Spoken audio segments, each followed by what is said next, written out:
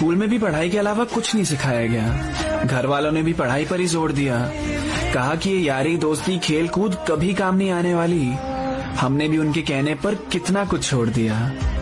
पर क्या एक चीज के पीछे भागने से सब मिल जाता है? दोस्ती भी जरूरी है, खेलना भी जरूरी है, पर कोई ये चीजें एक साथ मैनेज करना क्यों नहीं सिखाता है? बचपन में बैलेंस डाइट के ऊपर एक चैप्टर पढ़ा दिया, पर बैलेंस लाइफ के बारे में तो किसी ने बताया नहीं।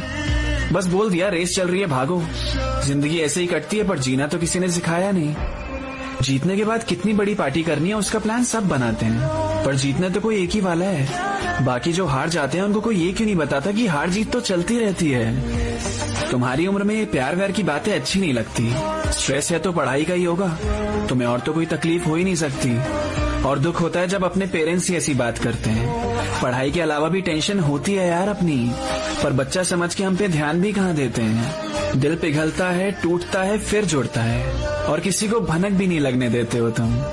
इतनी छोटी सी उम्र में भी मुझे पता है कैसे सब संभाल लेते हो तुम।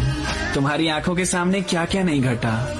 घर में लड़ाइयाँ, रिश्तों का टूटना, इन सब का कितना असर पड़ता है दिमाग पे मैं जानता हूँ। और तुमसे फिर भी ये बोला जाता है कि इस माहौल में भी तुमसे मैं 90% मार्क्स चाहता हूँ। तुम अकेला फील करते हो बहुत बार, और अजीब बात यह है तुम्हें अकेला रहने भी नहीं दिया जाता, क्योंकि प्राइवेसी का कंसेप्ट तो है ही नहीं यहाँ।